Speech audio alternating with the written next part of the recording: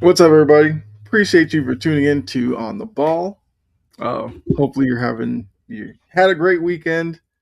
It is now Super Bowl week. Hopefully, you are ready for the big game coming up this Sunday out in Santa Clara. Both teams have landed in California. We know that the Seahawks are in San Jose.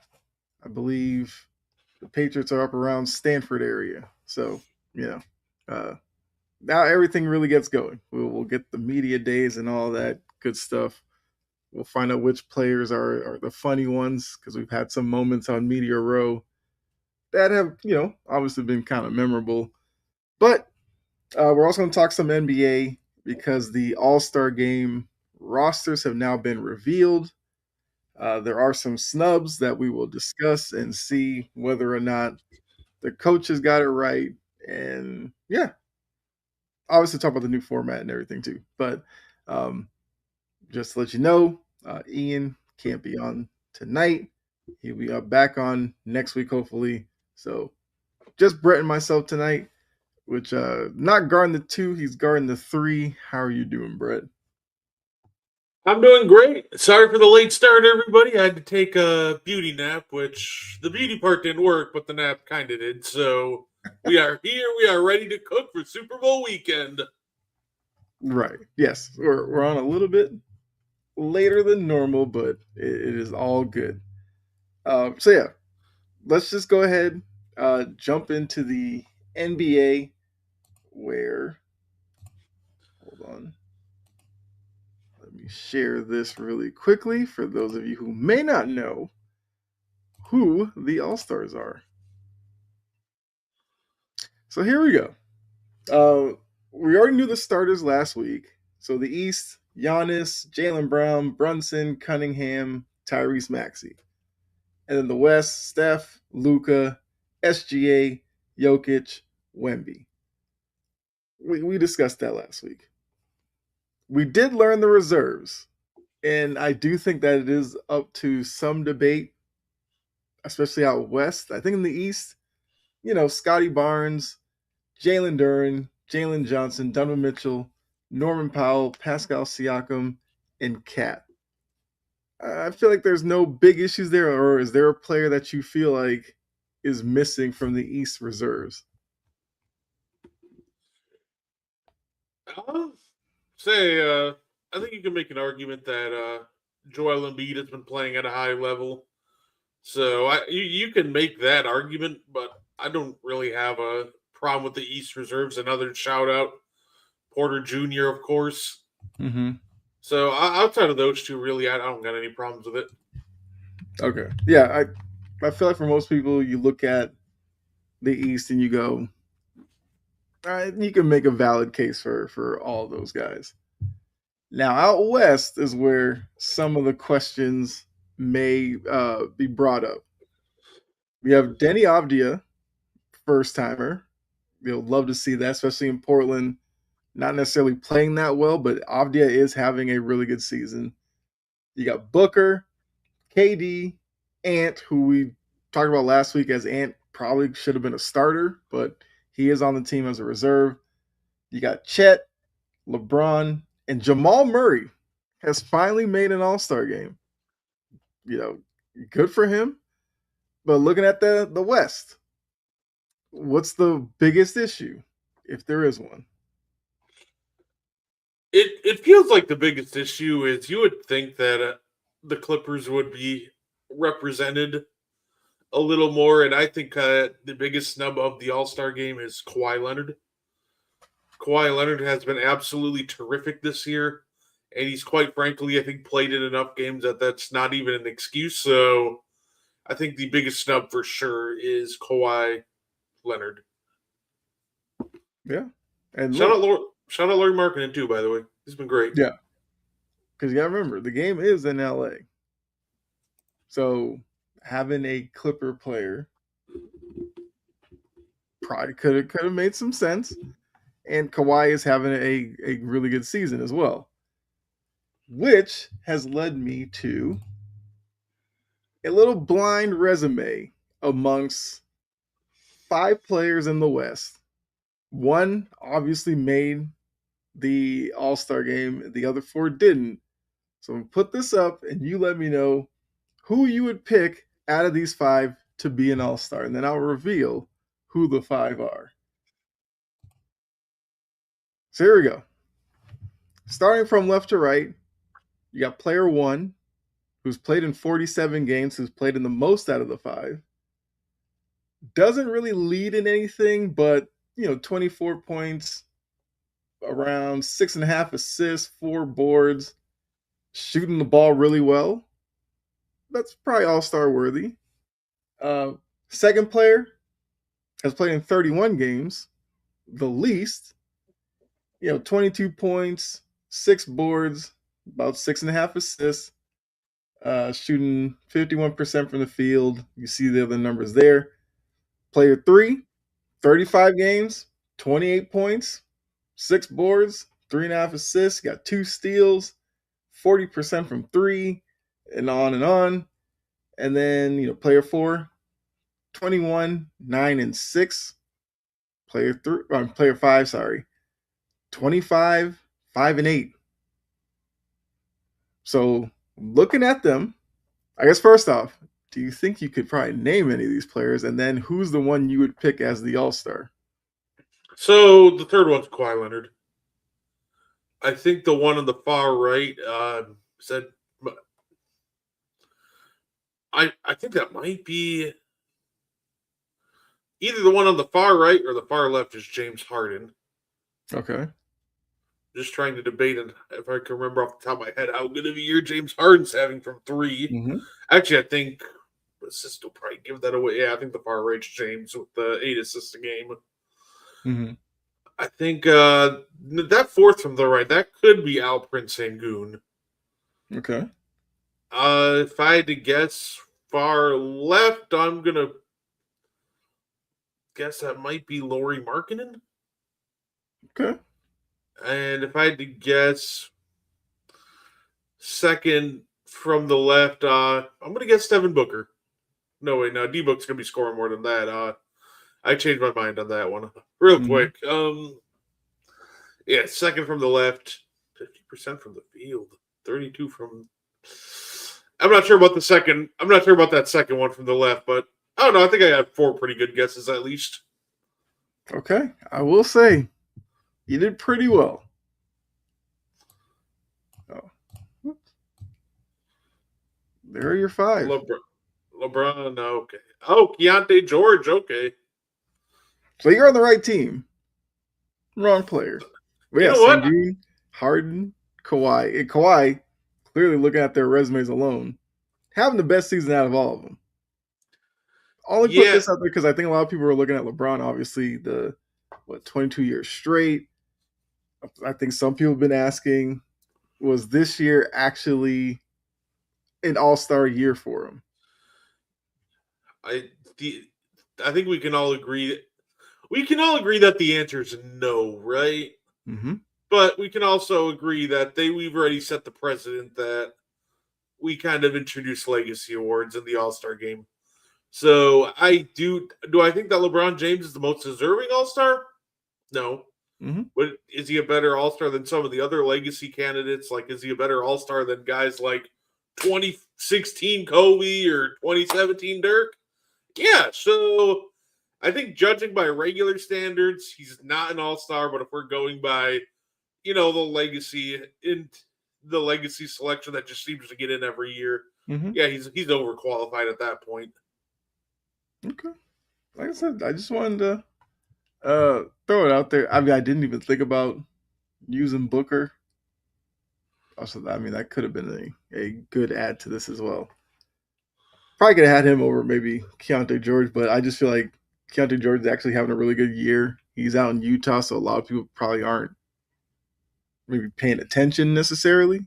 Just want to shed a little light on the year that he's having. But yeah, I don't know. And I think some of the conversations around Kawhi, could this be almost a Belichick type thing because Kawhi had the stuff in the offseason? Is that why he's not getting in? 100%. kind of seems crazy, but it definitely seems like it. 100%. Like, look, say the numbers don't lie in this scenario. And the film, when you watch Kawhi Leonard this year, backs up the numbers too, right? Yeah. He's been terrific. Yep. Every game he's played in, he's been the best player. He puts an argument out that he's the best player on the court. He's almost at 50, 40, 90 shooting splits. He's been sensational. To me, he's clearly been the best player out of this entire bunch.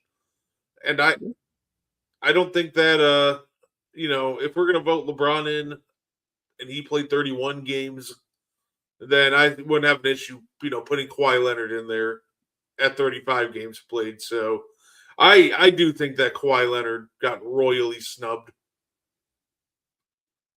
Yeah, and I mean, I guess we'll see if any, players drop out or anything like that, and whether Kawhi can get back on. We know last year, LeBron had the whole thing, and he decided not to play or anything like that, which, some people were upset by. I doubt he does that this year because it is in LA, and all of the questions about is this going to be his last one and all that.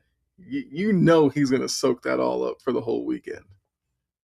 Like he may, just for the vibes of it, he might show up in a slam dunk contest, do like one dunk just to be like, see, I did it, guys. I told you.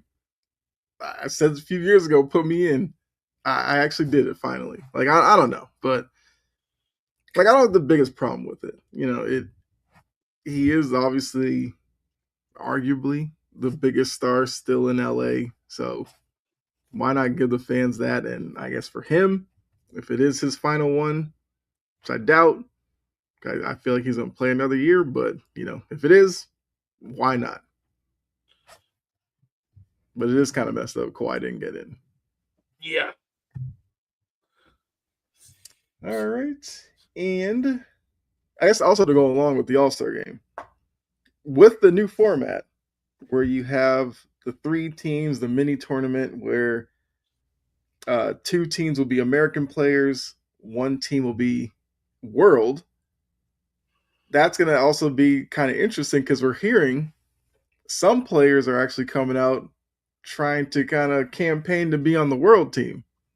Like Donovan Mitchell's telling everybody, hey, I have Panamanian descent. I believe his grandmother's Panamanian. He wants to play for the world. We all know Cat, I believe, was born in like Jersey or New York, but he's also Canadian, so he technically could be an international player. Will we get to a point where we'll probably just have 12 world and 12 US, and it won't feel like we're just allowing people undeserving in? I think this year, if you tried that, some people might say you might be stretching it with the world team. But do you think we're kind of getting to that point where it's just going to be 12v12 and no more mini tournament type stuff? Yeah, hey, why not? I think we'll eventually get back to that, but I'm always willing to try out these mini tournaments. Yeah, I don't have a problem with it. Say, honestly, putting Cat on the world team might be the only way that the world team loses, because I'm not sure how you're going to protect the rim with a Cat Jokic combo. It's going to be open season at the rim. Right. Yeah, I think looking at the teams, it's like internationally, you have Avdia, Luka, SGA, Jokic, Wemby, Siakam. So Divac was trying to play for the world team. Well, Giannis is going to get replaced. Right, yeah. Which we'll have to see who they replace him with. So, yeah, I mean, not necessarily a lot of international players in this pool, but so they're probably going to have to do a little bit of fudging it a little bit. Maybe they let Donovan Mitchell play for the world. Say Jamal Murray. Oh, sorry, Murray is Canadian, right? Yeah. Say bring in Celtics GOAT Hugo Gonzalez for the world team. Hey, I'm a big fan of Hugo. Say the plus minus GOAT. That's always so funny. It's like rookie plus minus leaders. Second place like a plus 90. There's Hugo like plus 215. I'm like, It is crazy because like I watch Celtics games all the time. Obviously, as a Celtics fan, and it's just like the broadcast will always talk about. It's like there goes Hugo, plus 35, and you're just like, and I get it because when he's out there, like he's like all energy, on ball defense and stuff. The team does play better, but yeah, it's one of those where if you like plus minus, you look at that and go, hmm. But if you think plus minus is kind of a little overrated, you're like, yeah, does that really tell the whole story? But yeah, it's crazy. Yeah, absolutely. We Baylor Schneider. There we go. Yeah. No, I will say it's interesting that Pascal got in. I'm not saying he wasn't deserving, but we've seen so many like good players on really bad teams get snubbed in the past just because their team wasn't winning a lot. So maybe this will help set kind of more of a precedent to let some of those guys in. Because look, at the end of the day, some of these guys can't really help who their teammates are, and there's only so much that they can do to elevate their game. Right. And looking at the kind of the snub list, we already went over the West because that's what I had the graphic up. It's Kawhi, Keontae George, Harden, Sengun. The East, they're saying the biggest snubs are Michael Porter Jr., who you mentioned, Brandon Ingram, Paolo Banchero, and Joel Embiid.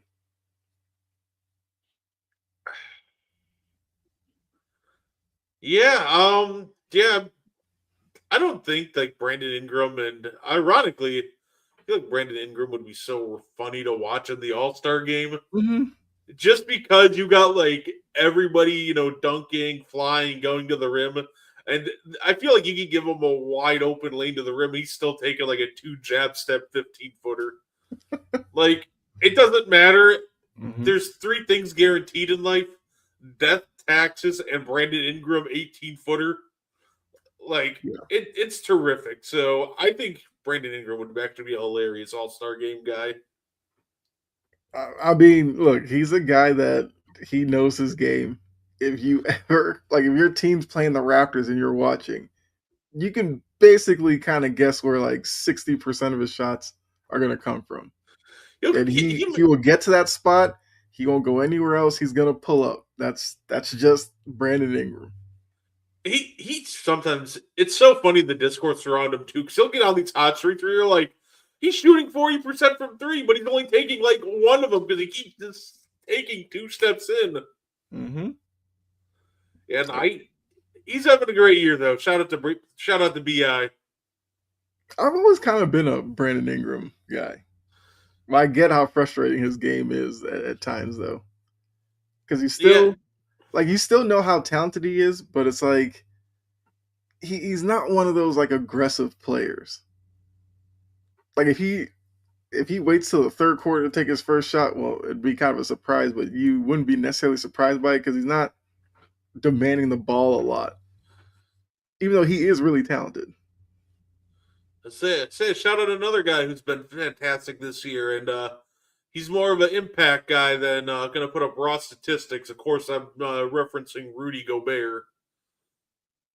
I can make an argument that the impact he has on this team is more significant than half the All-Stars on this list. So, say Rudy's been terrific this year. LaMelo Ball. And I mean, Rudy's also one of those guys that it's just hard picturing him in like an All-Star game kind of setting because he is so much of just like rim protection. But you also feel like if you put him out there enough, he would be so unserious with it that he like all those shots that we see him doing in the off season, he'd probably launch them all in an All-Star game, which some fans wouldn't like, but I would actually find it kind of entertaining. I would love it. Like Rudy just hits like 5 corner threes in the All-Star game. Yeah. Like that would be the greatest thing ever. The only funny part would be like if he actually did start knocking out threes in the All-Star game.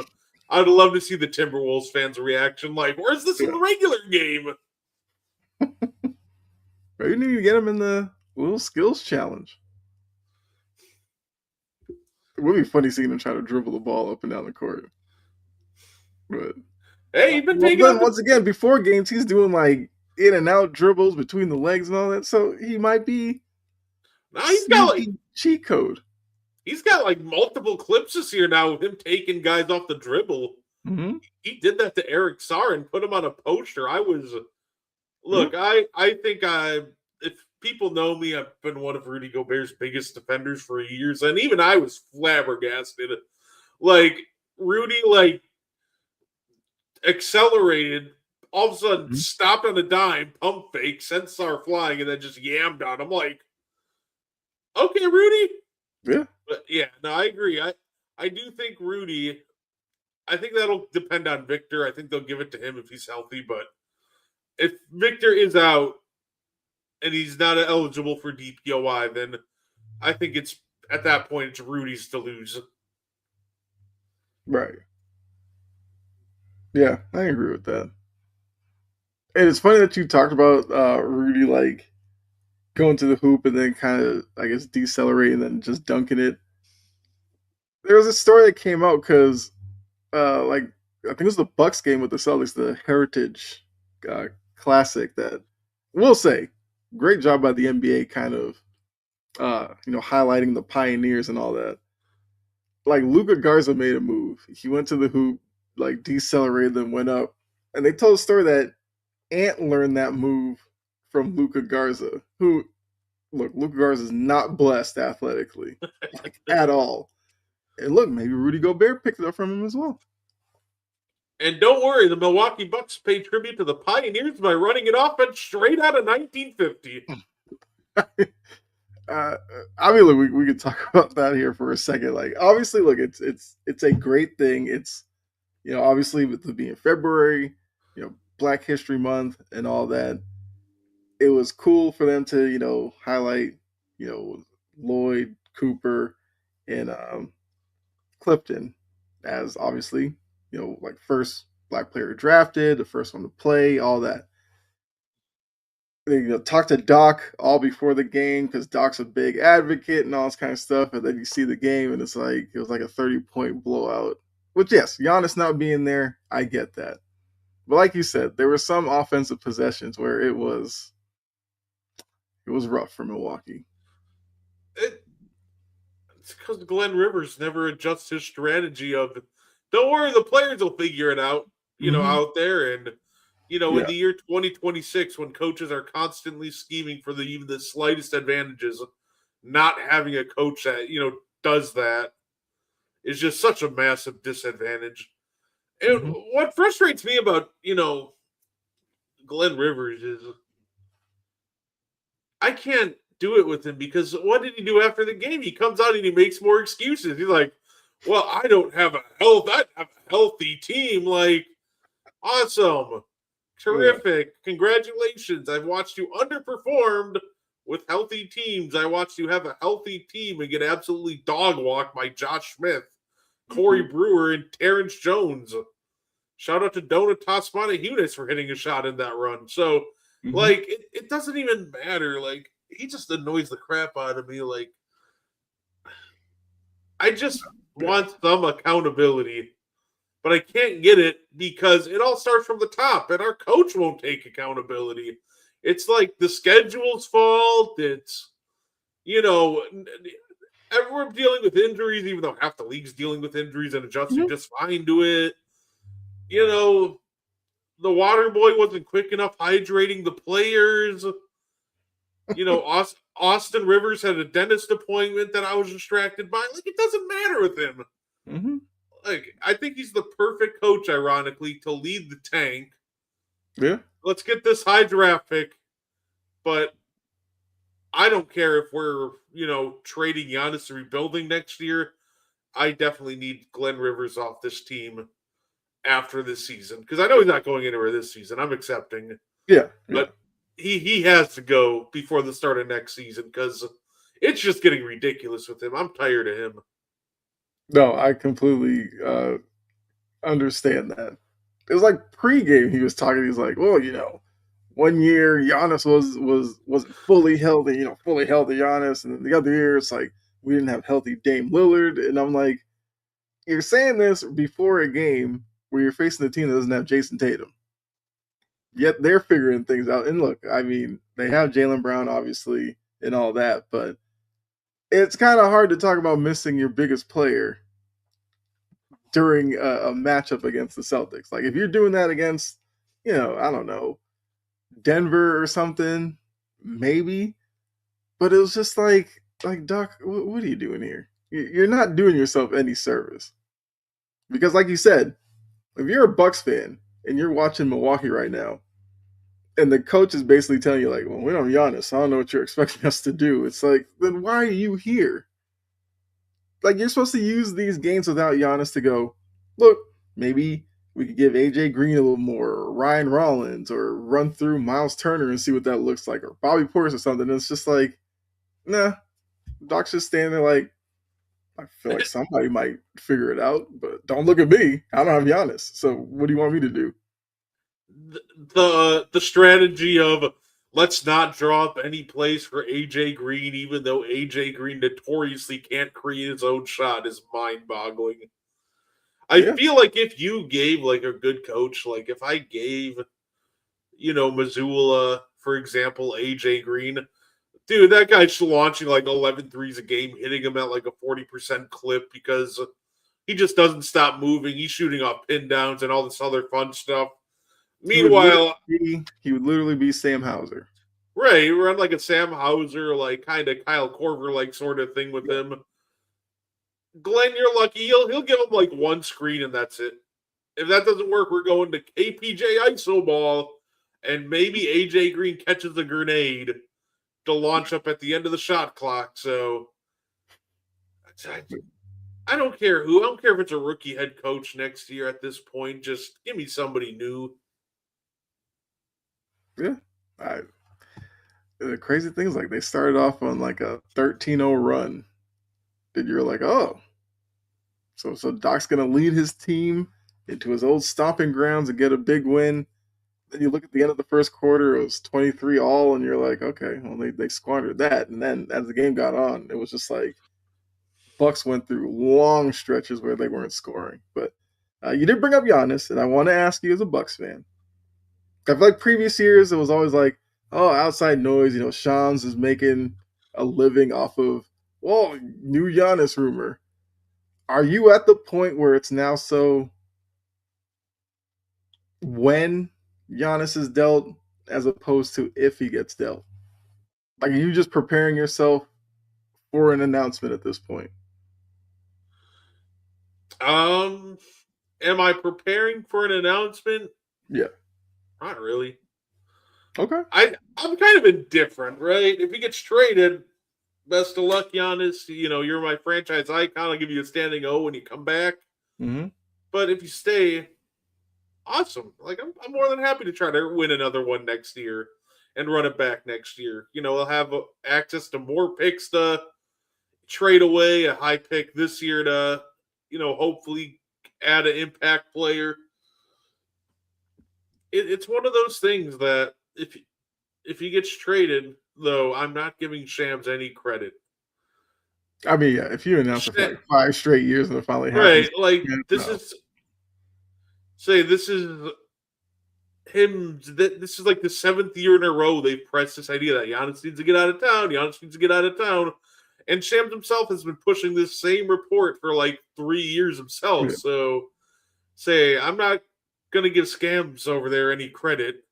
That dude's just a bum. Mm-hmm. Yeah, bring back Woj. So I'm tired of Shams. He's just irritating at this point. Yeah. But well, the next few days he's gonna be all over because trade deadline. I guess if you don't know, tuning in, trade deadline is Thursday, 3 p.m. Not gonna lie, I kind of thought it was later in the month, but it's coming up on Thursday. And every day, whether it's First Take or whoever, or NBA Today, Shams gonna be all over those shows going, what's the latest on Giannis? And he'll probably come with the normal. The Bucks are listening to offers. It's like, well, they probably do that every year because every team listens to offers. Doesn't mean they're actually actively right. Moving. He gives you the most nothing burger of reports. Like, no, they're listening to offers. Like, I'm sure they are. Like, yeah. Oh, Giannis is thinking about leaving. Like, he's told this like 4 times in year-end press conferences. Like, Like I already understand Giannis. If you listen to Giannis press conferences, it's nothing new. He goes, "Hey, as long as we're, trying to stay competitive and we're winning, like that's what I care about. I want to try to win another ring, Yep. and I don't want the organization to get complacent. And if you get complacent and we stop winning, then maybe I will leave." Like he Mm-hmm. said this.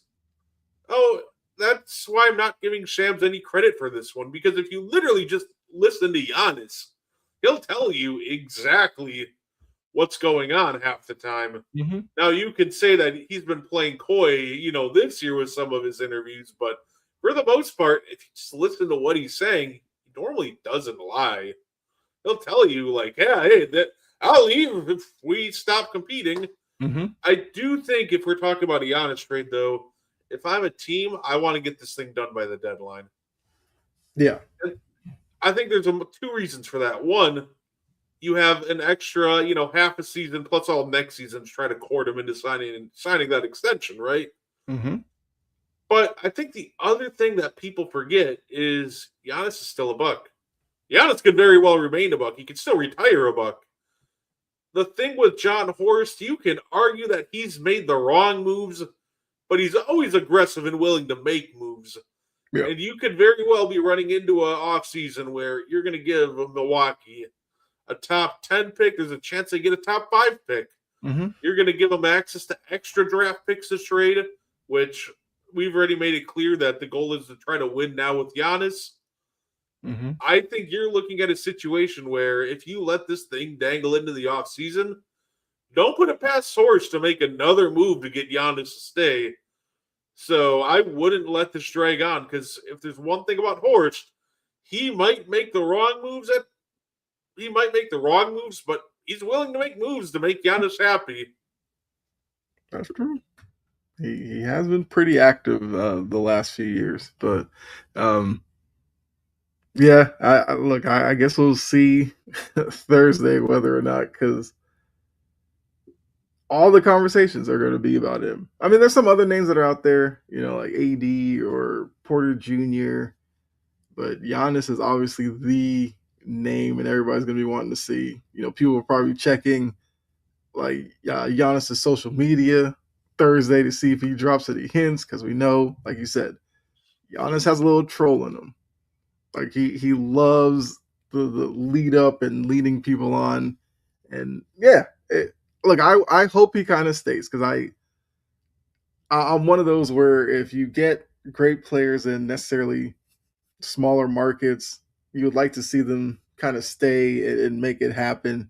Because obviously, if he gets dealt, everybody's going to want him to be dealt to like Miami or New York or one of these bigger markets. And it's just like, you don't want a league where that's where everybody ends up going. So, Those are the worst trade rumors too, by the way. I'm sorry, but I'd see that too. It's like the Warriors have the best package because they can get. Let's break down the package real quick. They can get Pods. Like, mm-hmm. I don't want Pods. He's not that good. They can give Jonathan DMP Kaminga. Like, is that really a prize? Like, you're having trouble trading him to the Sacramento Kings. Why is he all of a sudden a positive asset in the Giannis trades? Like, and we can get Jimmy Butler. Like, Yeah. Jimmy Butler's ACL just exploded. Like, why? What do you really have in that package that's enticing? I'll give you a hint. It's a whole lot of nothing burgers. Yeah. Like that's literally just, hey, Milwaukee, so do you like our draft picks? Because the actual package itself is just absolutely nothing going on with that. Mm-hmm. Yeah. I mean, it's crazy, because I've seen like, people posting, it's like, Giannis rumors like, hey, you get Giannis, give us all the players that you hate don't play, and we'll take it. Yeah, that's how the Giannis rumors go. The next Right. ones are hilarious too, because Like, I was watching like NBA Today, and like Amon Shumpert's like, I don't want to be biased or anything, but I hope he ends up in New York. And I'm always, every time the Knicks are brought up, I'm like, what do the Bucks want from the Knicks? All right, you're getting Cat, great. So you got Cat, Miles Turner, sure. Hey, you want OG Anunoby? Okay, like, I feel like Milwaukee could get a lot more than that. But yeah, it's one of those things that I think a real dark horse in this whole thing is. I think the easy one is the Portland Trailblazers. I think they're Yeah. a real dark horse to watch.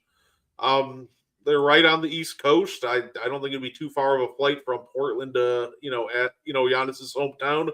We know much family means to Giannis. So, but I think the bigger thing is they have a salary filler they can use in Jeremy Grant. They have young talent, and they have the Milwaukee Bucks picks. Mm. So if Giannis shows he's willing to, extend in Portland, plus they have some of his favorite players to play with. It's known that he loved playing with Dame. He loved playing with Drew Holiday. Like, there's a lot of factors that I think people are like kind of overlooking Portland, but I Mm-hmm. do think Portland is a real dark horse in this Giannis race. And if Giannis shows interest in Portland, I really think they probably throw out the best package, and they would be so tough to top. Okay. Yeah. I feel like Portland's going to get involved somewhere with a deal. I don't know whether it's a Giannis trade, but it seems like Portland is ready to make some type of move, and then we'll see if they can get involved. But look, as the title of the episode, it is Super Bowl week, so we do have a big game to talk about on Sunday. Obviously, you got the Seahawks opening as 4.5-point favorites over the New England Patriots. Both teams, the Seahawks path, they were the first round bye, being the number one overall seed in the NFC. They go ahead and beat the Niners, then the Rams. That's their path. New England, 2 seed, beat the Chargers, Texans, and then Broncos on the way to the Super Bowl. I see a lot of people asking this. I don't understand why, but it's like, which path do you feel like you more respect or something like that? Which obviously the Patriots thing is the easy schedule stuff, whatever. But I don't understand why that conversation is coming up. It's like just talk about the matchups here. So I'm not going to ask you that one. What I will ask you is, go ahead. I say I got the easy answer for that. It's who gives a shit? They're both in the Super Bowl. Exactly. Like, which what answer are you looking Gerald for? McCoy's like stance is like they're there. Like, let's not analyze how they got there and everything. They're there. That's it. Right. Like, everybody's so in love with other teams that have easy paths, right? We've seen teams idolize the greatest show on turf, Mm-hmm. who, spoiler alert, they had the easiest path to the Super Bowl we've seen outside of, this year's New England team. Mm-hmm. But you can only beat the teams that are in front of you, right? Yep. Like, it's not New England's fault that Buffalo choked and couldn't finish the job. Like, it's not their fault that Patrick Mahomes and company couldn't even make it to the big dance. Mm-hmm. So I think it's really stupid to sit there and go after New England because easy strength of schedule. Don't blame them for that. Blame your good teams for failing to get that far. It's that simple. Yeah. Guess what? Denver made it. Houston made it. They just happened to be the Patriots opponent, and they took care of business. So it's just such a stupid argument. Oh, they had an easy path. Guess what? They're there. They took care of business. Your other teams that would have beat the Patriots, guess what? Put yourself in a position to beat the Patriots, but you didn't. So New England's in the Super Bowl. Your favorite team's not. Cry about it. Right. Yeah. And looking at the matchup that is on the field, we're looking at two defenses that are playing really well. You have two quarterbacks that, Darnold is a little bit older, obviously, but Darnold has a lot he can prove. Drake May in his second year, a lot that he can prove. Also, both quarterbacks, they're the first from their draft class to make it to the Super Bowl, which that's been made somewhat some news, I guess. More so with Darnold, because Darnold's draft class, you almost forget he was in the Josh Allen Lamar draft, even though Darnold went, number 2 overall? Oh, 3, right. Well, oddly enough, Drake May was number 3 overall as well. Looking at Sam Darnold, which fan base should be, I guess, more upset with Darnold making the Super Bowl. The Vikings, who we heard Justin Jefferson kind of come out and say, yeah, we might be in a better position if we kept Darnold. And then you have the Jets, who are still trying to find a quarterback. Which fan base should be more upset seeing Sam Darnold in the Super Bowl on Sunday? Easy, the Vikings. Okay. The Jets, I think, is irrelevant because you need to put together the system to thrive for a quarterback, and that was never going to happen in New York, right? Mm-hmm. Like we can just admit that Sam Darnold was never going to be this in New York. Yeah. Sam Darnold was this in Minnesota. He led them to the playoffs, 14-3. People want to hyper index on the last two games while ignoring the really big sample size, which is literally over like 90% of the year. He was really good. He just happened to have a rough stretch in like the last two games. Mm-hmm. It was pretty clear that he was very good last year and he could do exactly what he did for the Seahawks because for literally over 3/4 of the year, he did just that. If I'm a Jets fan, I'm probably just happy for Sam Darnold because you knew he wouldn't be that in New York. If I'm a Carolina Panthers fan, I'm happy for Sam Darnold because he was never going to be that in Carolina. If I'm a Minnesota Vikings fan, I'm pissed because you're like, he was literally doing this for us just last year, and we let him walk for 9. Mm-hmm. Yeah. I agree with that. And especially with Jefferson saying that, yeah, you can tell that in that locker room, they're probably looking around like, we had that guy. JJ McCarthy is JJ McCarthy. So, yeah. On the flip side, Drake May, number 3 pick. Which fan base, I guess, should be more upset seeing him make it? The Bears, who took Williams, number 1, or the Commanders, who took Jaden Daniels, number 2? Can I take the easy answer and go neither?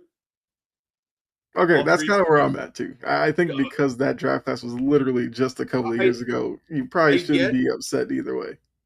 I guess you can make the argument that the Commanders for Jaden, but I also just think that all 3 respective picks are working out for each of their respective teams. Yeah.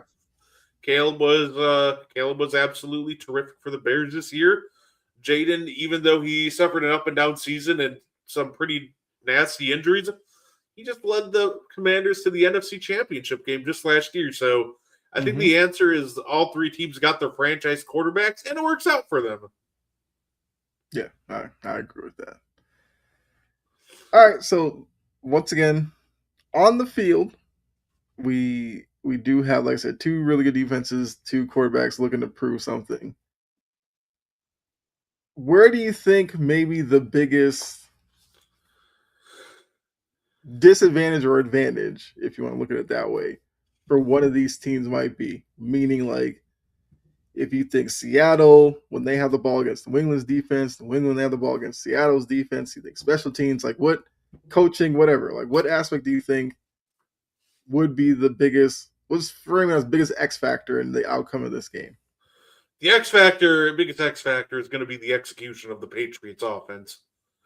If the Patriots offense performs like they have for the first 3 games of this postseason run, which, by the way, we can acknowledge they're in the Super Bowl while acknowledging their offense has been downright bad. And I get it. They've played some top 5 defenses. In fact, they played 3 of them. But I still expected a little more than what they have given on the offensive end. If they come out and they play like they have been, and they're slow, they're just kind of lethargic, and they're just not executing, I don't know if this is a close Super Bowl. With all the weapons that the Seahawks have on offense, I think the X factor is going to be, will the Patriots be able to get off to a quick start? Because if they're not able to, I don't know if I like their chances. I think they got to punch the Seahawks in the mouth, and they got to do it right away in the first quarter and set the tone. Yeah. I think that's a fair point there. Yeah, I can agree with that. I mean, I was probably going to say strictly the O line, even though I feel like Seattle's defense isn't necessarily built off their D line necessarily, but I do think the trenches will play a part in this. Even looking at Seattle's O line, that they've had issues in the past, and I feel like when you look at the way that the O line's broken down, it seems like the weakness in their O line is like interior, which means that plays into New England's hands with Milton Williams and Christian Barmore. New England on the other side, there's going to be questions about Will Campbell and Jared Wilson on the left side of the line. How does that play into Dexter Lawrence? So I think that's probably going to be the X factor for me. I'll be watching that very closely. Who can give their quarterback the most time to operate? Because I do think both offenses against these defenses could actually make plays if given time. As good as the defenses have been, I think both teams could make some plays. All right, so I guess we'll just go ahead. We'll get a prediction out there, and then we'll get into some fun prop bets because you have to do this every year with the Super Bowl before we get out of here. Because some of them, we talked about them last year. We'll do it again this year. So I guess I'll ask winner, score, and MVP. I do think that this will be a defensive game. I do think both teams will struggle. Mm-hmm. I'm telling you, we are going to get course correction in this game. We are going to get, and I'm sorry, Kyle, but I'm predicting a 24-21 Seahawks victory. Why is it going to be course correction? They win it on a walk-off Kenneth Walker rushing touchdown, correcting their mistake from a decade ago. Okay. I mean, I can see that. I'm a big Kenneth Walker fan. I just can't imagine how painful it would be if they try to run the ball on the goal line and Kenneth Walker fumbles it. Yeah. Oh, that would be the worst ending for the Seahawks. But I do think that I think it'll be a close game. I think this will be a fun, kind of low-scoring defensive game, and it'll be a war of attrition that I think the Seahawks will barely come out on top in. So, I mean, I guess because of the Super Bowl, most times the MVP goes to the quarterback. Would you, in your scenario, would Darnold just be the MVP? Ooh. Yeah, I would say so. I feel like he's going to make just enough plays in the end, say, to win that MVP award. I mean, we obviously have had defensive players or non-quarterbacks win MVP, but it very ironic, pretty often that it does go to the quarterback. Ironically, the last time the Seahawks won the Super Bowl, I believe a defensive player was the MVP. I think the MVP was Bruce Irvin that game.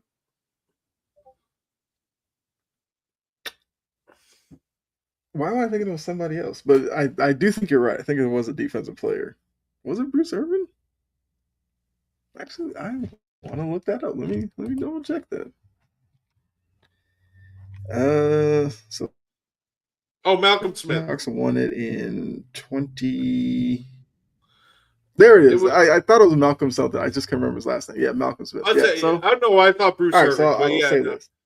We'll say Darnold, throw out a kind of off-the-wall MVP pick. We'll have some fun with it.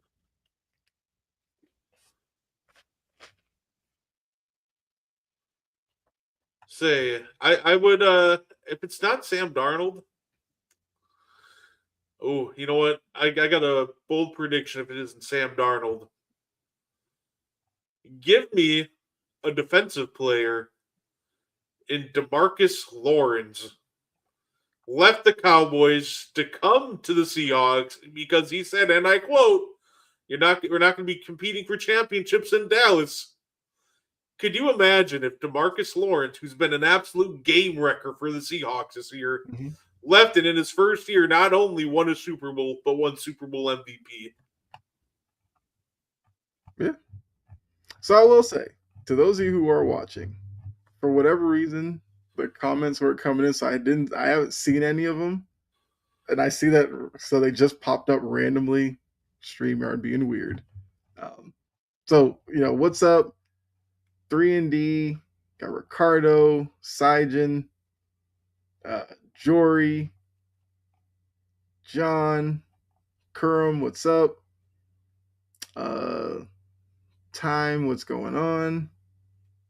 Yeah. So don't think I've been ignoring your comments. I literally wasn't seeing them. I thought something was up, but I couldn't get them to show up. So if you're still in here, I can see them now. So I will kind of look through them and maybe pull up some ones from the past and pull them up on the screen. So my fault on that one. Well, StreamYard, but um, yeah, okay, I can see that. That would be great theater if it came down to a similar scenario. Seahawks ball, red zone. You know, what do they do? Will that be in the back of their mind? Will they just purposely try to run it? And will New England be ready for it? So okay, I can see that. I can see that. I will go. I mean, as a Patriots fan, I gotta pick my Patriots. Even though there's a team that they're gonna lose to, the Seahawks don't have a team that I necessarily hate, so I wouldn't be mad.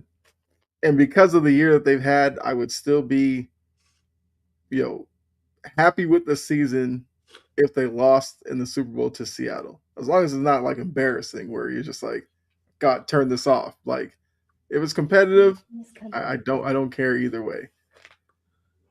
I can see Marshawn Lynch laughing if they Marshawn, look, if they get in the red zone, Marshawn might run in the locker room, grab a jersey, and run out there himself. I wouldn't put it past him. Marshall's immediately calling out like Russ and Pete Carroll if they do run it in for a walk-off touchdown. Yeah. I say, look, Super Bowl with Seattle, give Marshawn Lynch a microphone. Let him say whatever. Just give him like the Pat McAfee treatment. Put him on an end zone. Be like, hey, Marshawn, the next few hours, just give us your thoughts. You might get gold. We'll give him the Booger McFarland crane too. Oh yeah, that thing used to like zip along. Yeah.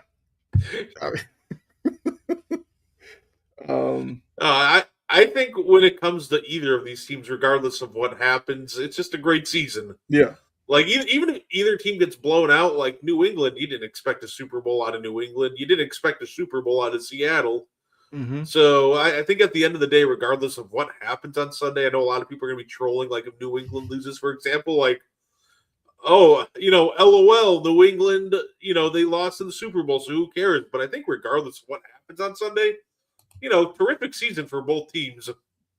Yeah. So like I said, everybody, I can see your comments now. Appreciate all of you that were commenting before, and I could not see it. Believe in Seattle when Darnold wins MVP, and to me that means they blew the Patriots out. Okay.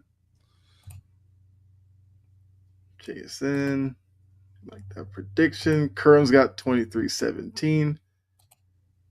Hollins MVP. Hollins is a character. Like I've seen some of his stuff on social media. I love him as a Patriot.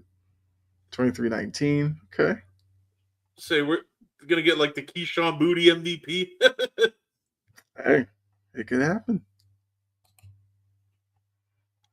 Best defense in the league. All right. Appreciate that time. All right, so here's a question that I did miss. Is this game going to come down to a defensive or a quarterback game? So I think the answer is somewhere in between. I think it's going to be more of a defensive game, but the game itself is going to come down to which quarterback can make a play against a tough defense. I do think like 99% of it is going to be a defensive game, but I think the ending of it's going to be decided by, is it going to be Darnold or is it going to be May that is going to be able to create against a tough defense? Okay. Yeah, I agree. Like the defense will obviously have a part of this. I just saw this. This was Glenn Crimea Rivers. That's great, Jory. everyone's quiet on Ja. I think he might go to Miami. I mean, that I think that would be kind of that'd be kind of boring. Like we've heard Ja to Miami for like a Let month and a half now. let me bring a fresh perspective as to why I don't think that happens. Okay. That Miami offense that they run, what team ran that last year? The exact Yeah, same that is offense. isn't that what Memphis was running? That's what Memphis Yeah. Grizzlies ran. Guess who was very unhappy with that Yeah. offense? Ja hated Ja that offense. Morant. He hated that offense. Yeah. Ja Morant wants it's more so a guy that's going to thrive on like a spread pick and roll. And I guess you could run pick and rolls with like him and Khalil Ware, but also like Bam Adebayo is not a very good roller. Ja Morant himself has been a terrible shot maker this year for the better part of the year. Like, I don't think Ja and Bam, I think Bam complements him on the defensive end, Mm-hmm. but offensively, I think the fit's kind of weird. But I think the biggest thing is if you get Ja Morant, you're going to have to change the system because that exact system is the one that Ja didn't like beforehand. So it depends if you're willing to completely overhaul the system you spent the entire year building up. Yeah. Yeah, I agree. Oh, so Kerm did bring this up once again. Sorry I missed it because it would have been a good conversation there. Look, Vikings are in your division. They fire their GM, and obviously with a lot of the conversations with the coaching cycle, the minorities and all that, the Vikings GM, a minority, was fired, and a lot of people are looking at it as they were 14-3 last year. They had one bad year, and you're firing the GM. Obviously, you as a Packers fan, this kind of affects you because it's a divisional rival that you obviously hate. Like, what were your thoughts when you saw that the Vikings fired their GM? I was so mad because he was so bad at his job that it kind of annoyed me. Like, he missed on drafts. Like, he had a really good, like, 2024 free agent class, if I remember correctly, that kind of saved him.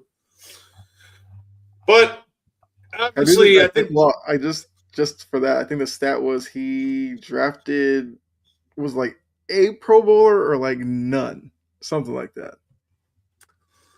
and then, of course, his biggest misstep was at the quarterback position. I don't think that it's as straightforward either as just Darnold went to the Super Bowl. I think when it comes to the mismanagement of the quarterback position of the Vikings, you kind of just look at it from, this the entire scenario, right? It's not just the Sam Darnold thing. It's Daniel Jones. You completely misjudged him. Then he went on to have a great year. You traded Sam Howell, who could have been a quality option. It's a guy that just drafted poorly and then just also mismanaged the most important position. And at that point, you're just kind of cooked. Now, I do think it's weird Mm-hmm. how when they fired him because they sent him to scout at the Senior Bowl, and after he was done scouting at the Senior Bowl, they're like, "Hey, thanks for your notes. By the way, pack your bags." Right. Yeah. So I thought that was weird, and I think the whole piece about him, they like came after him because he took time off last year to celebrate, the birth of his kid, and he missed 2 weeks.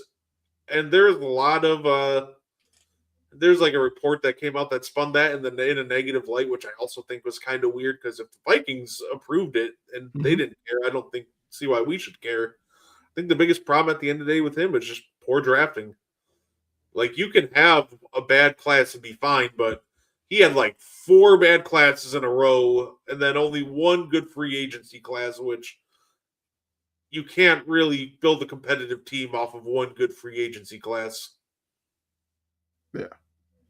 I mean, look, it is a tough life for a GM, but it's also the same offseason where Brandon Beam got promoted, and a lot of people look at his GM record and go, "How did that happen?"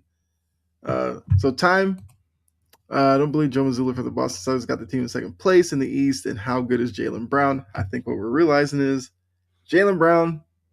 I guess if you didn't think he was this good of a player, He's kind of shown you what he has shown in the past. It was just that kind of overshadowed by Tatum. And I've always said Missoula's a good coach. I think early in his tenure, a lot of people weren't giving him credit because they're like, oh, that's just Ime Udoka's team and Joe Mazzulla just whatever. But I think what you're seeing this year is the kind of coach that Mazzulla actually is, where he's taken all these pieces, whether it's young players they drafted, cast-offs from other teams, and has them where they are. Like he has a direct hand in that, as well as Jaylen Brown taking on that number one role and absolutely flourishing in it. When a player's not good, they trade him. Now you have a GM that gave away a quarterback that had in Sam Darnold. He went to the playoffs and didn't give him a chance after that. That's fair. Thoughts on the Cardinals' new head coach, which Mike LaFleur. Mike LaFleur, the Rams OC, is taking that job. Which I guess he took that one because Kubiak's going to get the Raiders job. They were kind of linked. I mean, look, honest thoughts. The Cardinals went and got somebody who knows the division. Fine. I don't know how much of an impact it's going to have because I don't see much slippage from Seattle, LA, or San Francisco next year. Like Arizona might improve and still finish last in that division. It could very well happen. Now, for LaFleur, he's going to have to figure out that quarterback position. I don't think they can go through another year with Kyler Murray. Jacoby Brissett is not somebody you're going to build around either. Like they have got to do something at quarterback. I don't know what. That's got to be job number one. But I guess what would you think about LaFleur taking the job? You like the hire? No, I like it. I think you get an offensive mind to try to come in and beef up that offense. I completely agree with they got to figure out the quarterback position first. It's going to be tough sledding for them for a little bit, I think, because I think even if they do improve, they're still the worst team in that division. But overall, I do like the hire. I think the key with Mike LaFleur is you got to give him time. You got to be patient because when you're in a division where, the Rams, Seahawks, and 49ers exist, you're going to end up JJ. That's setting up poor Mike to fail. We got Gus Bradley. Gus Bradley. So what is he going to be doing, Jory? I unfortunately still have Rich Bisaccia on my coaching staff. Oh, DC. Okay. Trust me. Look, Tennessee's gone from Brian Callahan one offseason. You've got Robert Saleh, Brian Daboll, and Gus Bradley. That's pretty solid. Okay.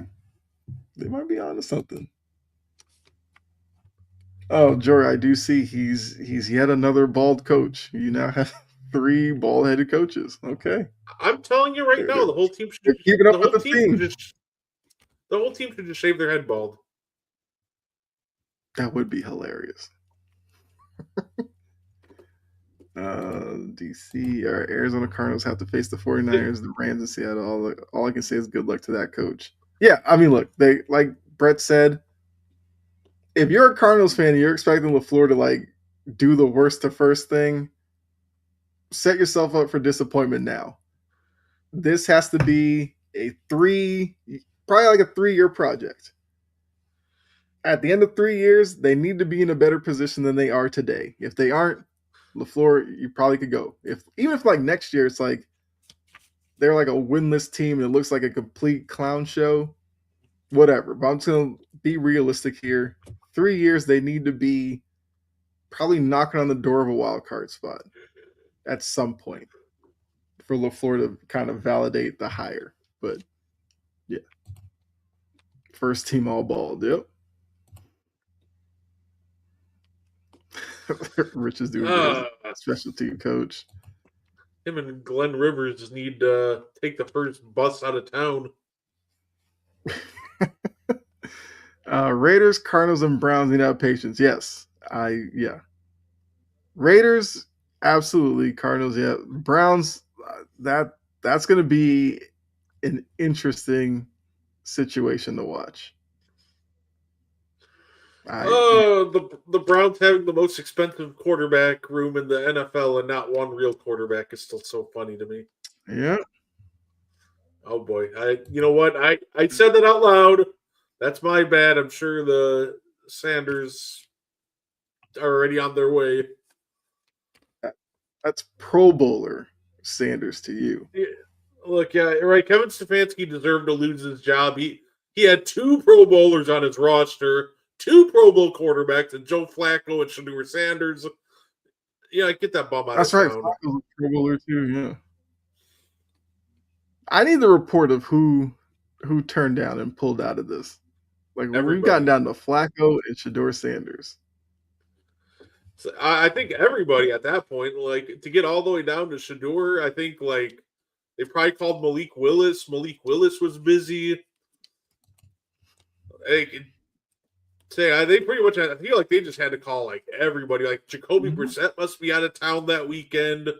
Like they really just called everybody and they're like, nah, we good.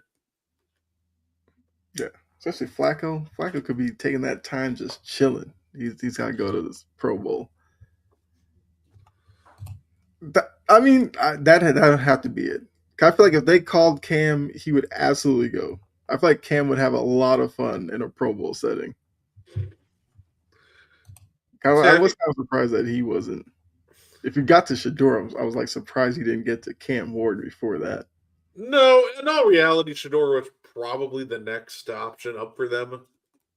If anything, look, what do you want with the Pro Bowl? You want as many eyes as possible. You know what's going to get as many eyes as possible?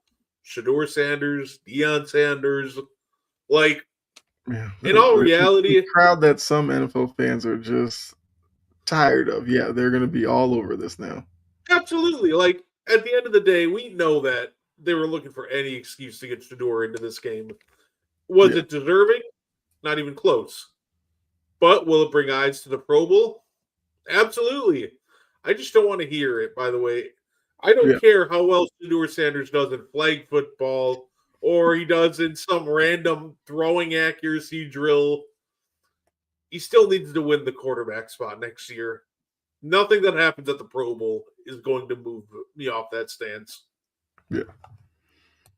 Damien, what's up? I have no hopes in Bo or Shedeur. It's kind of wild to put those two in the same comment, but what did Bo do?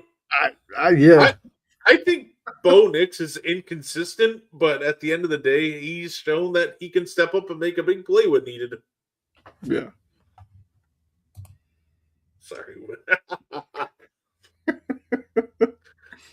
Joe Flacco's going to bring it back. He's going to be the old school coach that's like smoking a cigar on the sideline. I think the Saints are happy with Kellen Moore, but I see what you're saying, Damien. Also, just really quickly, I forgot I didn't give my prediction. So I have Patriots 26-24.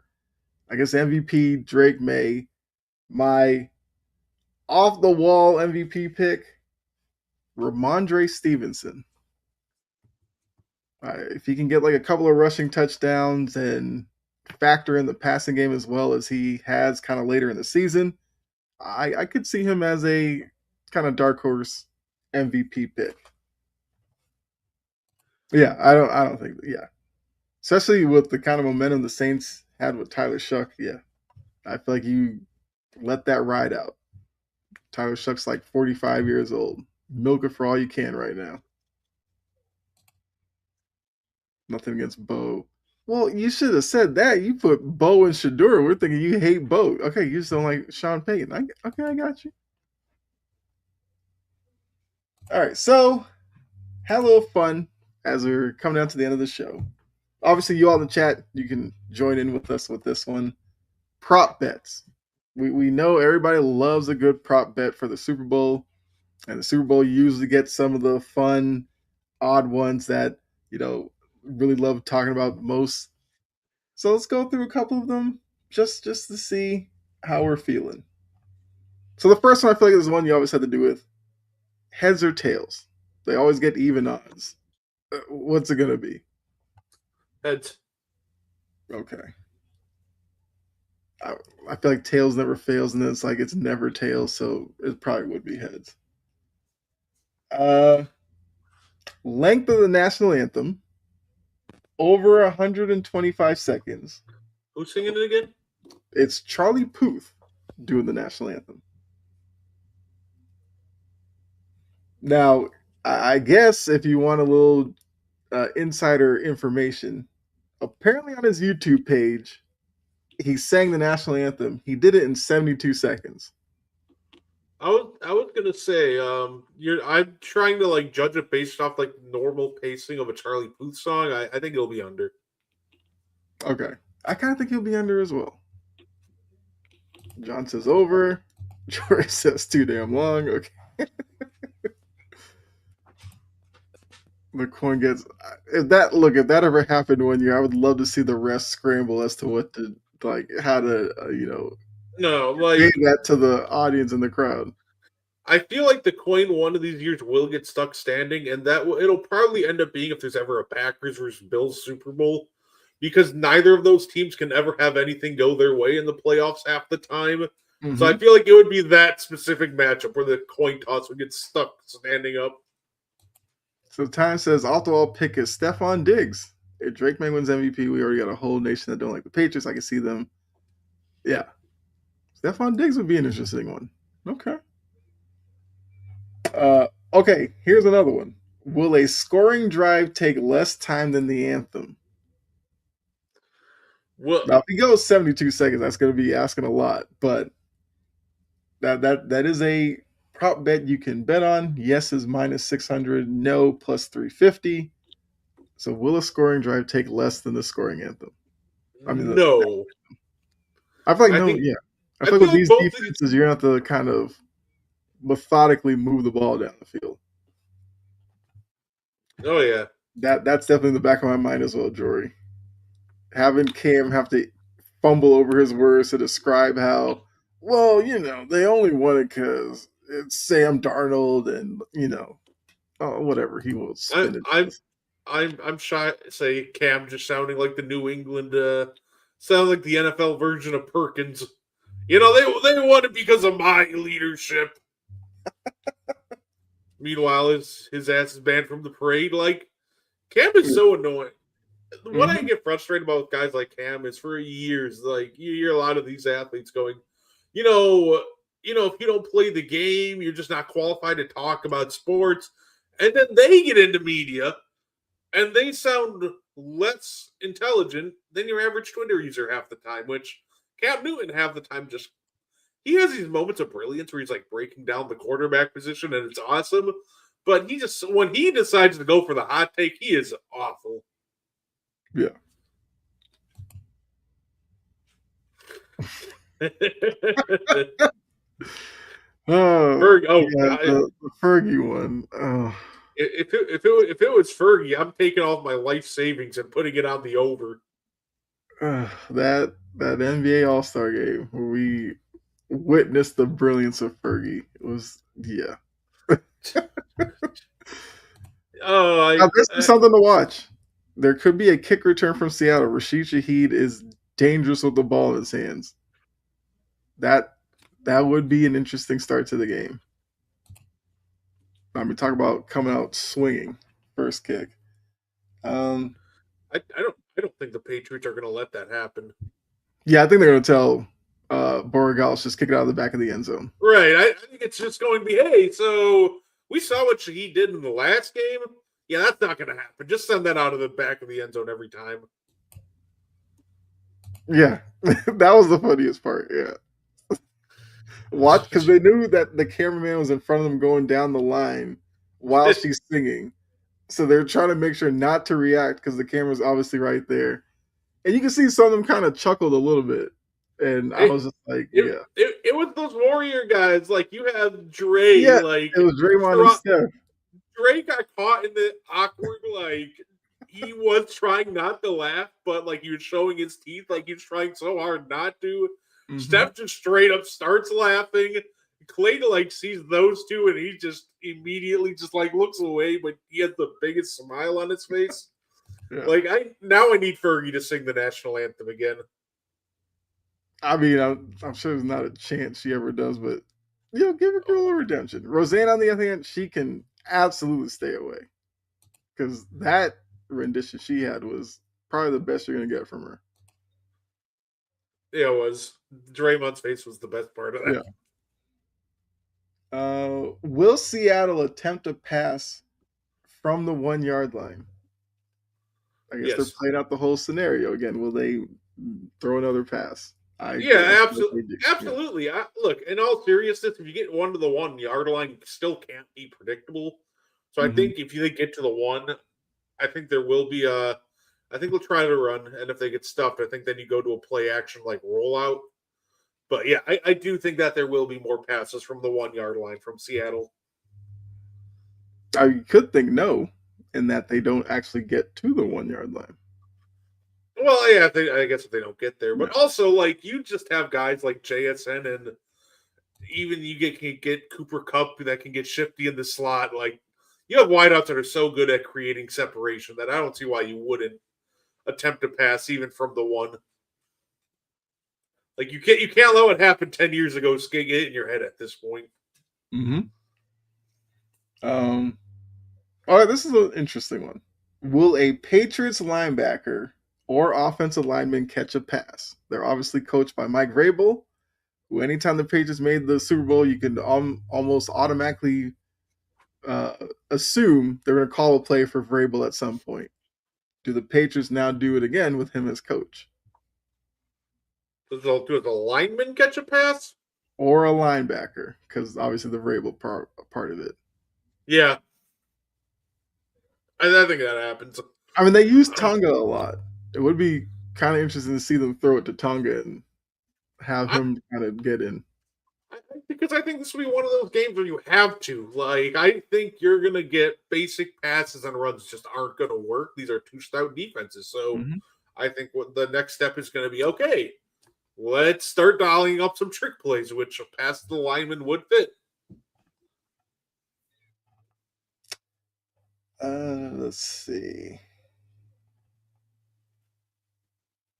All right, so over 1.5 or under 1.5. How many times will highlights from Super Bowl 49 be shown? Which is obviously the last time these two teams met. The over the line's at 1.5. Yeah, I'll beat that in the first like 2 minutes. What? yeah, I'll put my life savings on the over. yeah. Because they're Well, probably going to show them before the game, and if it's close in the fourth, they'll probably show the Malcolm Butler pick in the fourth quarter, probably. So yeah, I'm going over on that one. like to me, that's like the biggest lock of the Super Bowl weekend. Mm-hmm. Which will be mentioned first?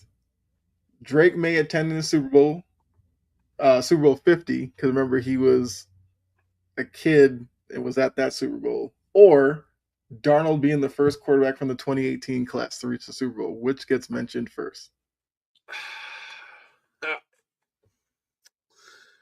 I have a cop out answer. Whoever wins the coin toss.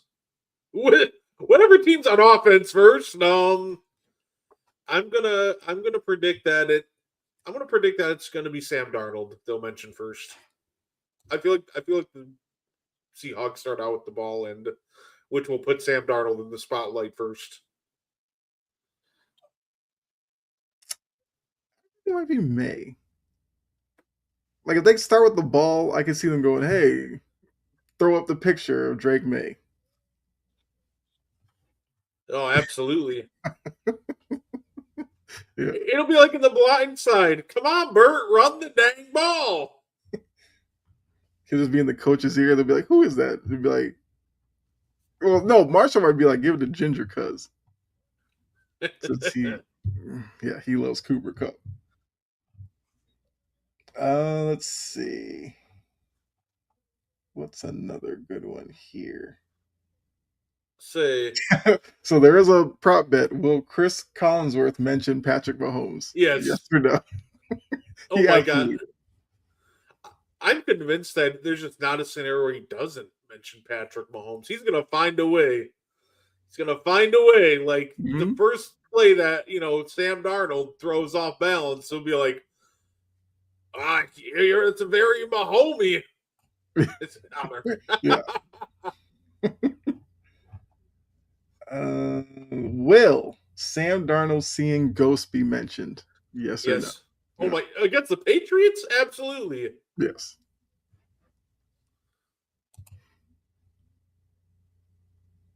Oh, okay. Yeah, no, I'm down. Okay.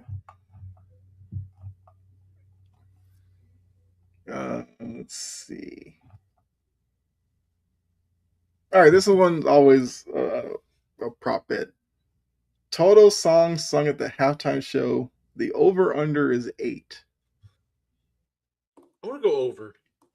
Yeah, I mean, for a lot of people, this will be their first opportunity to be introduced to Bad Bunny. I feel like, yeah, I feel like you kind of just breeze through them. I feel like 8 is a safe number to go over. Or you could tune into the All American halftime Oh show. God, Hey, who wants to listen to Kid Rock in the big 2026? that's the thing that kills me. It's like your best alternative is Kid Rock. Oh, I saw that. My first response was they couldn't find at least any C-list celebrities to pull this one off. Like we're going straight back to the 90s and 80s. We're busting out Kid Rock out of retirement. Yeah, Yeah, no, just when 8 to 12 absurd. songs. Okay. No, I'm excited. I think Bad Bunny's going to knock it out of the park. My first experience was he did like a WWE thing and he did like his own song and just seeing how people reacted to that, it's like, yeah. Okay, David. Bet the Mountain Dew commercial will be the best commercial. That's why they had teased a few commercials that we will see. Let's see. What else we got here? Oh, Jory did mention she thought the Gatorade color was going to be blue. So, color of the Gatorade, the favorite right now is orange, then blue, yellow, green, lime are third, purple, then clear/water, with red/pink as the highest odds, or longest odds, I should say. What color will the Gatorade be? You know what? I think Jory's onto something. I'm gonna go with blue. Patriots colors are blue. Seahawks have a blue tinge to a lot of their jerseys. Like I'm gonna go blue. Okay. Yeah. Hmm. What if they? I mean, if they did water, that'd be kind of boring. I'll go purple. Why not? Let's be a little different. I'll go purple. Chance we see Pete Carroll and Russ at the game together. I'd find that very slim. Say together? Nah. And the last one, which we kind of talked about, because I will give you these are the odds right now for Super Bowl MVP, because we both mentioned Darnold and May. Your off the wall one was Demarcus Lawrence. I have Ramondre Stevenson. Right now, the best odds are Sam Darnold, then Drake May, then JSN, then Kenneth Walker. I think that would be a strong one as well. Then Ramondre Stevenson, Rashid Shaheed. If he's an MVP, he probably had like a Desmond Howard type moment, which I think Time mentioned before. And then Stephon Diggs is plus 4,500, and Time mentioned Stephon Diggs as well. You could make a good, kind of good bit of money there. I'd rather hear the Beastie Boys. Oh, over Kid Rock. Yeah, they could have thrown a dart at a dartboard and came with something more relevant than Kid Rock, but he represents the alternative to Bad Bunny. So good luck with that if that's what you're going to tune in for. Yeah, at the end of the day, I think the whole discourse around Bad Bunny is just absurd. It is. Like right, like, oh, he's not American. Like, have you ever looked into what Puerto Rico is? Like, it's like it's a territory for the United States. Hmm. So overall, at the end of the day, yeah, no, I think that Bad Bunny's gonna knock it out of the park. Yeah. Like I said, if it's anything like his WWE stuff, yeah, it is going to be wildly entertaining, even if I guess gotta throw it out there. You may not understand Spanish all the time, even though he can speak English. He was literally at the Grammys and he spoke in perfectly good English. So I'm sure there'll be some English worked into it. But yeah, I think it's gonna be a great party. And I know that there's also like Jelly Roll has come out and said he would like the Super Bowl to be in Nashville one year, or for them to go kind of a country themed one. Sure, I'm sure we're heading towards that at some point, but I don't know. I feel like every year the discourse, like you said, around Super Bowl halftime is just like, why are we wasting energy with this? Like, if you don't like the act, do what most people do. It's halftime. You go get some snacks and stuff. You come back when the game comes back on. It's no Right, big. like, right. Normally, the halftime show is fine. Like, I thought Yeah. they knocked out of the park the last couple of times. I thought Kendrick was good. Mm-hmm. Like the whole thing they did with Eminem, 50 and Company was good. Like, I think Bad Bunny's gonna be good. Cardi will be in the area. Like, why not?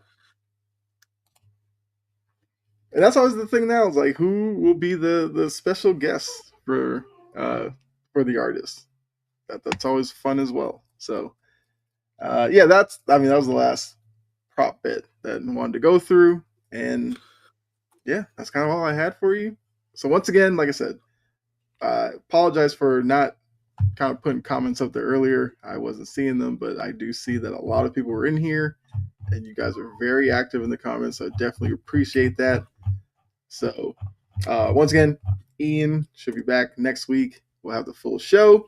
We'll be back to obviously break down the very day after the Super Bowl what happened, MVP, and maybe a quick look at the off season. I don't know. We'll see. Um, what if there's some NBA thing? Well, obviously there's trade deadline, so we'll talk about that next week as well. Hopefully it's kind of active. Like I don't want this, these rumors about Giannis and all this stuff, and we get like nothing on Thursday. Because then we might really have to have a conversation about shams. If you're I gonna be hope on my TV all week, something better go down. it's gonna be like Alex Antetokounmpo gets traded. Like, I told you when Antetokounmpo was gonna get traded. Right. And then Shams Like, will do his thing like, well, they were very close on a deal, but yeah. ultimately they decided not to. It's like, okay, Shams, I could have said that. He'll pull out the most ridiculous name too. Like, yeah, he almost got traded to Miami, but they weren't really willing to part with Nikola Jovic. I'm like, yeah, shut up, Jams. Like, oh, the Warriors weren't ready to part with Pods. Like, they absolutely were. Pipe down. Yeah.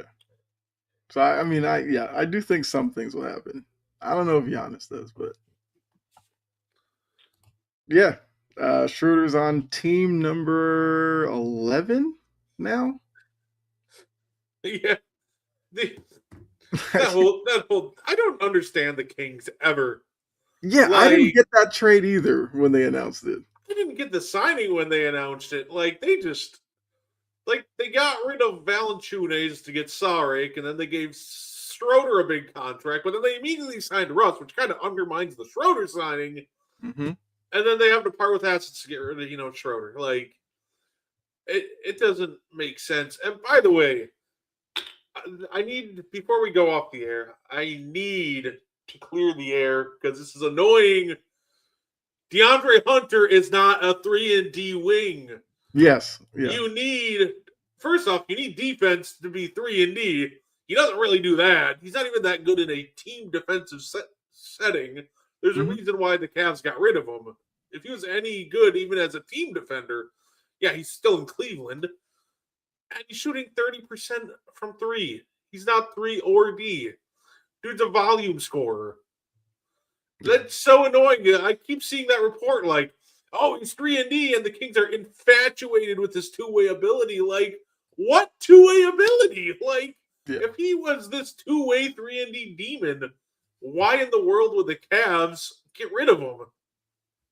Yeah. No, I completely agree with that. 3 and D has been thrown around. Like, they used to call PJ Tucker a 3 and D guy.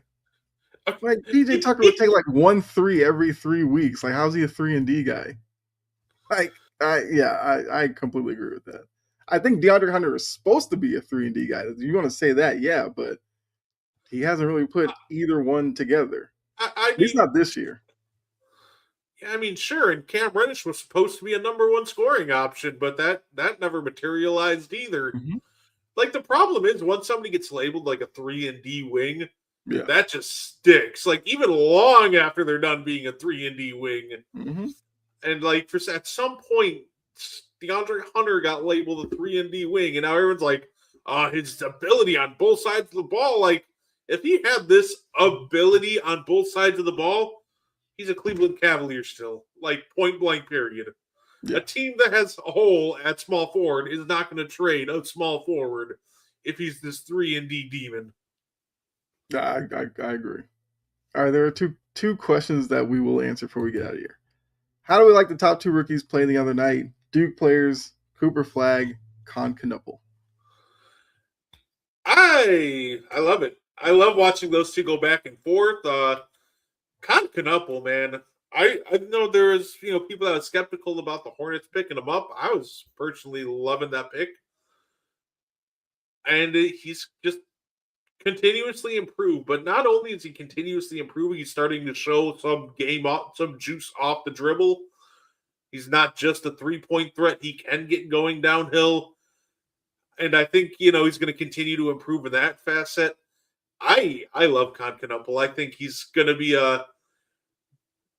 I'm going to say he's going to be a very good player for a very long time. Kind of in the same, like, archetype of, your Klay Thompson being very good for very long with their ability to space the floor. I'm not saying that Con's going to be in a Klay Thompson tier player, but I think that he's going to be in the league for a long time. And if he's able to continue to advance his game off the dribble, he's going to be dangerous. Yeah. I mean, I think looking at those two, my mind automatically goes to what are Dallas and Charlotte going to do now that they have these two pieces in place? Charlotte, there's going to be rumors about LaMelo Ball being traded and all that. I do think Charlotte has to kind of do something with all this young talent that isn't necessarily winning together, but they kind of have to advance the progression at some point. They can't consistently be a team filled with young players that aren't competing. You got to do something. And then for Dallas, nice. You got Cooper Flagg. What about the rest of the team? AD might get moved. You don't know when Kyrie's coming back, what he's going to look like. You got Klay Thompson, you got all this. Just somewhat rip the Band-Aid off. Start with the young players like a Cooper and Knuppel and just do what's best for them. That's what I was thinking about when I saw the two of them playing. And then, do we think the PG suspension was justified? 25 games.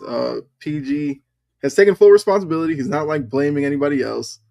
He's talking about how mental health. He went on his own, get some medication, blah blah blah. He popped up on failed test. So, Jamie wants to know: do we think it's justified? Yes. At the end of the day, it's in the CBA what you can and cannot do. Did he know off the top of his head that it was banned? No. But at the end of the day, that's why you got to make sure to have advisors and people around you to know what is and isn't banned. I'm sure he has a team of a medical staff or a private doctor that does know these things, what's banned and not banned. So is it unfortunate? Yes, because PG was just rounding into form. Is it justified? Also, yeah, it's exact. They punished him to the letter of the law in the CBA. Nothing more, nothing less. He accepted responsibility, and that's that. So It's unfortunate, but it's justified. Yeah, I agree. Like it's unfortunate, and it's something that if he went on his own to whatever, then whoever he was going to could have easily have probably contacted somebody within the team and gone with, hey, got PG, giving him this. Will he be fine if he takes it? If they say no, then they could have gone that way. So yeah, it's something that have to understand. It for whatever the reason needed the medication. That's obviously one thing, but have to be absolutely careful what you're putting into your body because, like you said, he was playing well, and now he's out for 25 games. And we'll see if he can kind of regain his form when he comes back. And obviously, he's talking about mental health and all that. That's obviously very important. You just have to cover all your bases when you're doing stuff like that. So justified, yes, because he did break the CBA and all that, but it is unfortunate, like you said. With that, they will miss the playoffs. Well, I mean, they're sitting sixth now. I think they'll So make you're it. looking at, I guess you're hoping Atlanta or Miami move ahead of them. I don't know.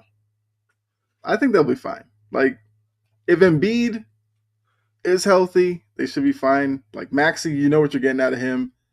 Edge, Kobe, and those pieces. Like as long as Embiid doesn't take a step back, I think they could still be a top 6 team because I'm not putting a lot of faith in Atlanta or Miami, minus a move on Thursday to do something.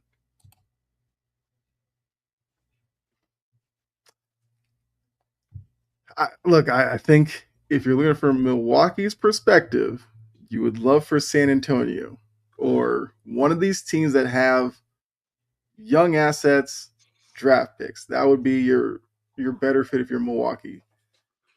I don't know, from a stance of maybe like NBA and attention and all that.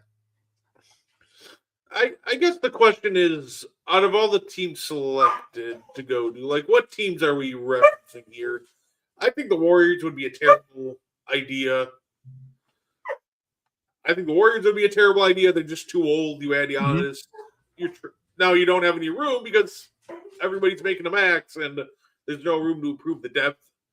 Miami, I just think that would be hilarious. I'm not even sure how that works.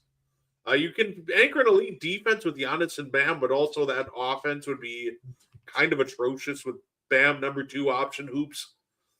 So I don't think it'd be worth it. Plus, they would have to plunge a lot of their depth to do it.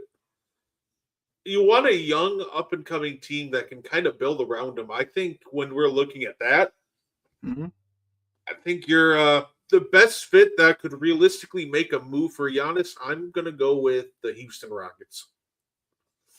I think they have enough young talent that they can spare. They can trade some, but still keep some quality pieces.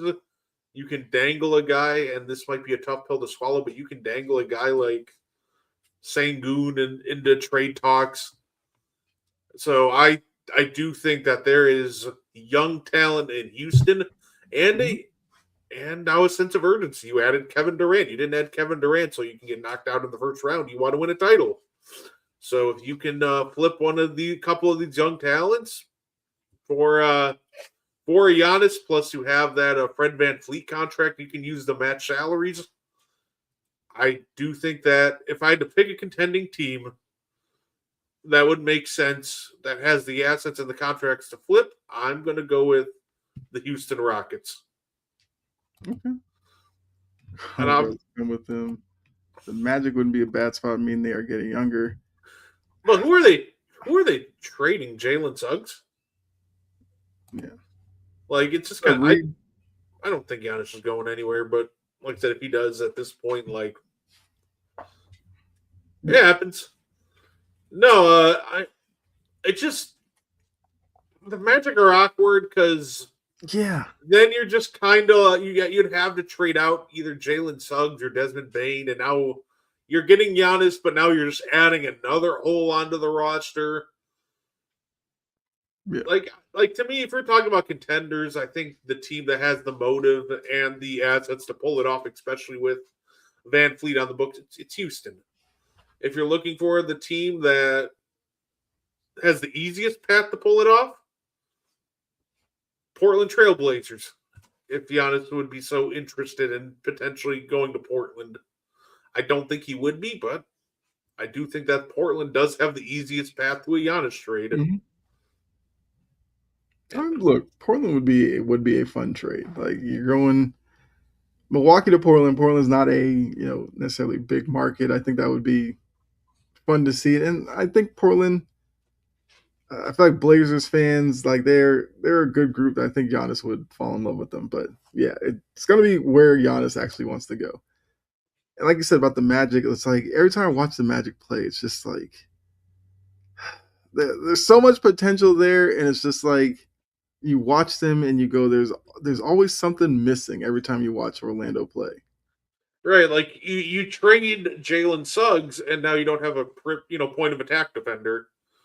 You trade Desmond Bain, and now you're missing shooting on the outside. Like, yeah, be honest with the ball. I just don't see where that would go. Like, hey, get that Patrick Williams Bucks jersey ready. I swear to God. Like, for being real, like, what does that do for Chicago? Like, does Josh Giddey, Giannis, and Nikola Vucevic trio really make that much noise? I don't think so. Mm-hmm.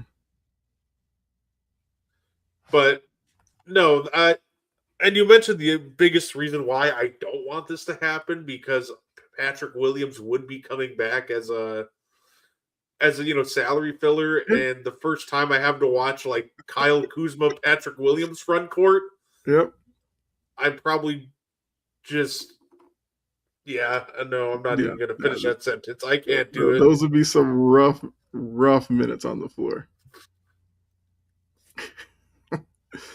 Oh man, imagine Doc having to coach those two. Yeah, I imagine Doc having to coach. He hasn't really done that at all this year. Oh, I forgot another player from his excuses. He doesn't have Taurean Prince either. I'll take Giannis over P. Will and Vooch any day. I mean, yeah, David. Of course, I will take a Lamborghini over a 2001 Toyota Corolla any day too. Mm-hmm. Reed says Kings Media keeps saying that Sabonis for RJ Barrett is close. Any thoughts? Yeah, RJ Barrett's another name where it seems like Toronto's going to do something, which if they do, RJ Barrett's going to be the guy that leaves. For Sabonis, it's like, hey, you were stuck with the Kings all these years. Welcome to Toronto. I mean, Toronto's obviously a better team, but what's the end game in this one though? Like, this only makes sense if Jakob Poeltl is going out too. Which, by the way, if you can get off that Jakob Poeltl contract, do it as quickly as possible. I said in the offseason, as soon as he signed that, it wasn't a good contract. Mm-hmm. Especially with him having back issues last year, which they've only gotten worse this year. Yep. Like, and that's the second part. RJ Levine, DeRozan, like at that point, like what are you trying to build? Like, what's the end game? Yeah. I mean, Sabonis is a name that seems like the past couple of years he's kind of been thought of as possibly being moved out. So yeah. Okay, Poeltl's in the deal. Okay, yeah. Okay. Well, can't do that because Ballmer likes Harden, Kawhi, and Zubac as their core three. I mean, if it is for Giannis, I'm sure he might make some exceptions. Sabonis and McDermott for RJ and Poeltl. Sure. That's one of those that'll come across the bottom. You'll go like, oh, okay. So we're just making deals to make deals. That's like me just seeing a trade on the 2K trade finder going, yeah, you know what? Sure, why not? Oh, like, so maybe Grady Dick too. Okay. Okay. Once again, yeah, it's just one of those be like, okay, we're just making deals. Have elevated the Kings from mid to mid, like, and I don't know what this does for. It's funny because I don't know what that really does for the Raptors either. It gives you a playmaking hub in Sabonis, but also one of the Raptors' issues is you don't really have a ton of high volume, high quality 3-point shooters. Yeah. And now you're adding Sabonis, who also can't really shoot, but it's just an awkward. It's just awkward in the sense of I just not sure. Like when I'm watching both defenders sag off every single dribble handoff action, which is a bonus staple at that point. What are you doing? Raptors are in fourth. I believe it's Pistons, Knicks, Celtics, Raptors right now. Yeah, Raptors are having a great year, and it's on the back of their defense. Say shout out to Scotty Barnes and Colin Murray Boyles. Yes. Yeah. Look, the Raptors have they have a nice little group that they have going, but yeah, it's definitely off their defense because offensively, they also go through stretches of kind of bad basketball on that end of the floor too. Get them in the half court, and they're still a hard team to watch. Yeah, but you get them out running in transition. Yeah, they are fun. They look like Showtime running in transition. But as soon as you get that team in the half court, they go through stretches where they look like the 2013 Bobcats. Yeah. But yeah, I think we'll end it there. Once again, look, appreciate all of you that were in the chat. Really do. Make sure you come back next week. Frank the Tank. Make sure you come back next week where we will talk trade deadline. We'll talk Super Bowl. We'll talk all that. And maybe an early look at the offseason in the NFL as well. Plus, I guess we'll have to look at maybe the second half of the NBA season, stuff like that. But we'll be here to talk about it. And like I said earlier, we should have Ian back next week. So I guess, Brett, anything you want to add before we get out of here? Yeah, I will be going live. Both y'all join the 9 p.m. show. It is fun joining that show. Yeah, I will be going live for Meaty Boys. I might be doing it solo, so I definitely appreciate y'all tuning in. I'll just be talking about, the Royal Rumble. If you sat through my entire watch along, that was a lot of fun. But I think at the end of the day, I'm still going to go live, have a little fun, talk Royal Rumble, maybe talk some AEW, and like I said, hope to see you there. Now, Reed, you do bring up a point. I don't think I've ever actually done Sports Report. I will have to do it one week. One, because I have to go at Ando. I do it in the comments all the time, but I kind of have to do it on camera just for the better effect. But if I ever decide to go on there, or if I can, I will definitely let you guys know before I do. Because Brett was on there and it was fun. But yeah, so make sure you come back, tune into Meaty Boys, where Brett, like he said, will get you caught up on everything Royal Rumble. I am usually in the chat. Yes, you can usually find me in there. Yeah. So thanks again. Make sure you check out all the other shows here on the network. We will have Sideline to Sideline on Thursday, which will obviously be our Super Bowl edition for that show. And then Friday night, Passion and Precision, myself, Jory, and Key. We'll also discuss Super Bowl and other stuff as well. So make sure you check out those shows, and Coffee and Sports getting you going in the morning every day. With that, for myself, Brett, and Ian, who couldn't be here, we're going to go ahead and get out of here. Enjoy the rest of your night. Enjoy the rest of your week. And we'll see you next week. Same time. Well, probably a little earlier. But all right. We're out of here. Bye.